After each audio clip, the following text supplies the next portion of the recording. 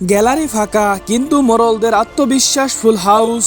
Kolkata Eden গার্ডেনে টি-20 বিশ্বকাপ match শুনলেই মনে হয় তিল ধারণের জায়গায় থাকবে না, কিন্তু বাস্তবতা বলছে ভিন্ন।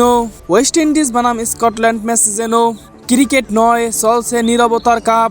একই সময় যে ম্যাচে বাংলাদেশ খেলার কথা ছিল, সেখানে এখন স্কটল্যান্ড। কারণ ভারত সফর নিয়ে নিরাপত্তার উদ্বেগে বাংলাদেশ না যাওয়ায় আইসিসি তাকে সরিয়ে বিকল্প হিসাবে স্কটল্যান্ডকে খুঁজে নেয়। মোরলদের মহাপরিকল্পনা। ক্রিকেটের বড় কর্তারা হয়তো ভেবেছিলেন বাংলাদেশ না থাকলে বিশ্বকাপ চলবে ধুম, কিন্তু গ্যালারি যেন পাল্টে গেছে। চলবে ঠিকই, কিন্তু দর্শক ছাড়া। বাংলাদেশের অনুপস্থিতি নিয়ে বিতর্কের মাঝেই টুর্নামেন্ট শুরু হয়, আর সেই শূন্যতা যেন মাঠের বাইরেও চোখ পড়ছে। ম্যাচ হয়েছে, উত্তম হয়নি। ম্যাচে ওয়েস্ট ইন্ডিজ 5 উইকেট হারিয়ে 182 রান করেন এবং স্কটল্যান্ডকে 147 রানে অল আউট করে 45 রানে ম্যাচ জিতে নেয়। স্কোর বোর্ডের লাইন ঠিকই আছে, কিন্তু গ্যালারির উত্তেজনার ঢেউ দেখা যায়নি।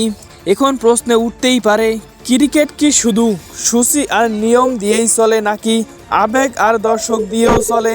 ক্রিকেট বাঁচলো, দর্শক গেল কোথায়?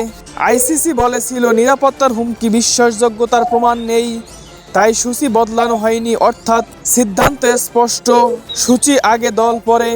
কিন্তু বাস্তবে দৃশ্য যেন অন্য গল্প বলে।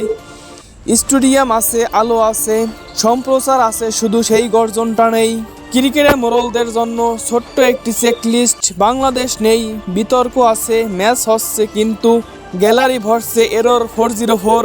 হয়তো এখানেই তারা বুঝছে, ক্রিকেট কেবল বোর্ডরুমের খেলা নয়, এটা কোটি সমর্থকদের আবেগ। ইডেনের ফাঁকা আসন যেন চুপচাপ এটাই প্রশ্ন করছে, বাংলাদেশকে বাদ দিয়ে বিশ্বকাপ কি সত্যি বিশ্ব এর রইল? আপনি কোথা থেকে আমাদের ভিডিও দেখছেন জানিয়ে দিন কমেন্টস বক্সে। সাথে চ্যানেলটিকে সাবস্ক্রাইব করে পাশে থাকুন। ধন্যবাদ।